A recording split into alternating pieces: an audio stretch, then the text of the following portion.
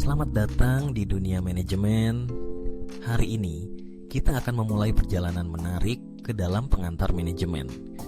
Pertemuan pertama ini bukan hanya sekadar pertemuan biasa, tetapi juga merupakan langkah pertama menuju pemahaman yang lebih dalam tentang bagaimana organisasi berfungsi, bagaimana kita bisa memimpin dan mengelola tim, serta bagaimana kita bisa membuat keputusan yang tepat dalam dunia yang penuh tantangan ini. Bayangkan sejenak, bagaimana rasanya ketika kita berada di sebuah tim. Misalnya, kita sedang mengerjakan proyek kelompok di sekolah atau di kantor. Ada satu orang yang berusaha keras untuk memimpin, ada yang lebih suka mengikuti, dan ada pula yang hanya duduk diam sambil main ponsel. Nah, disinilah manajemen berperan.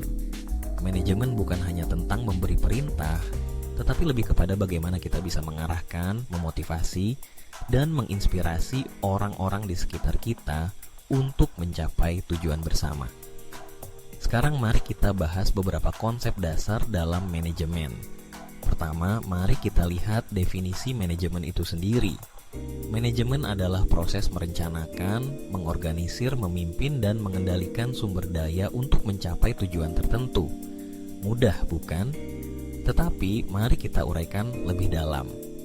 Proses ini tidak hanya melibatkan satu orang saja, tetapi melibatkan banyak orang dengan berbagai latar belakang dan keterampilan. Disinilah pentingnya komunikasi yang efektif. Tanpa komunikasi yang baik, rencana terbaik sekalipun bisa berantakan. Selanjutnya, kita memiliki fungsi manajemen. Ada 4 fungsi utama yang perlu kita ketahui: perencanaan, pengorganisasian, pengarahan, dan pengendalian. Mari kita bahas satu persatu. Pertama, perencanaan. Ini adalah langkah pertama yang sangat krusial. Bayangkan kita ingin pergi liburan. Apa yang kita lakukan pertama kali?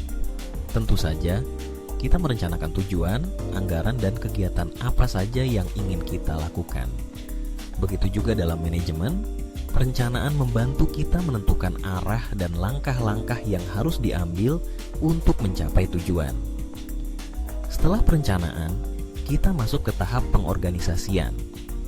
Di sini, kita mulai mengatur sumber daya yang ada. Jika kita kembali ke contoh liburan, setelah kita merencanakan, kita perlu mengatur siapa yang bertanggung jawab untuk apa. Siapa yang akan memesan tiket, siapa yang akan mengurus akomodasi, dan siapa yang akan membawa makanan. Dalam konteks organisasi, pengorganisasian berarti membagi tugas dan tanggung jawab agar semuanya berjalan dengan lancar.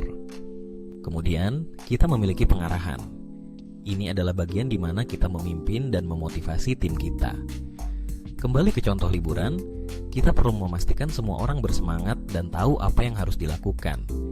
Dalam dunia manajemen, ini bisa berarti memberikan arahan yang jelas, mendengarkan masukan dari tim, dan menciptakan lingkungan yang positif agar semua orang merasa dihargai dan termotivasi untuk bekerja keras.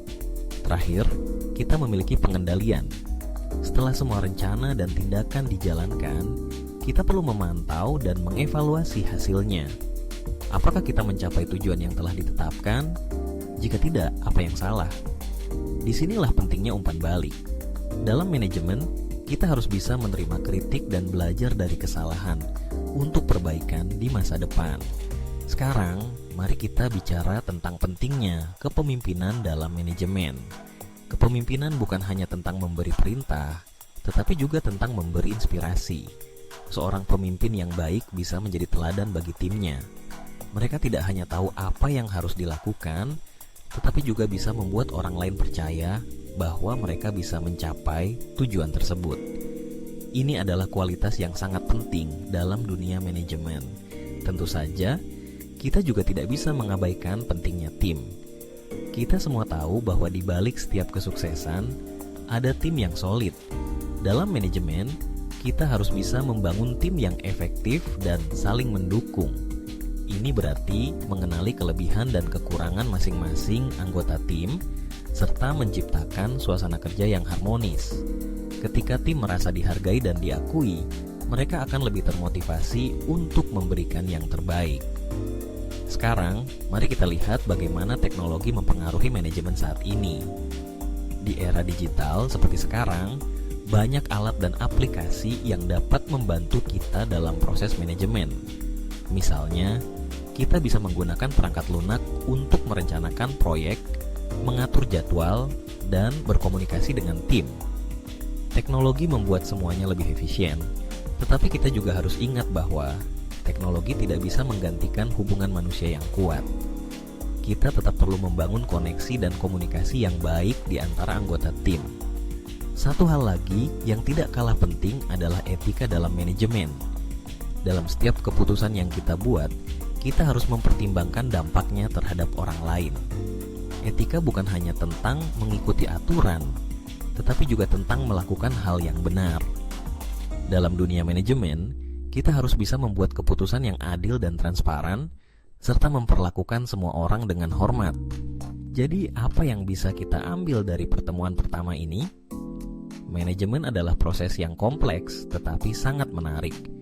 Ini melibatkan perencanaan, pengorganisasian, pengarahan, dan pengendalian untuk mencapai tujuan. Kita harus bisa menjadi pemimpin yang inspiratif, membangun tim yang solid, memanfaatkan teknologi dengan bijak, dan selalu mengedepankan etika dalam setiap tindakan kita. Mari kita ingat, manajemen bukan hanya untuk mereka yang berada di posisi tinggi. Setiap orang bisa menjadi manajer dalam kehidupan sehari-hari, baik di rumah, di sekolah, maupun di tempat kerja. Jadi, apakah kamu siap untuk mengambil langkah pertama dalam perjalanan manajerial ini? Mari kita jelajahi lebih dalam bersama-sama di pertemuan-pertemuan selanjutnya.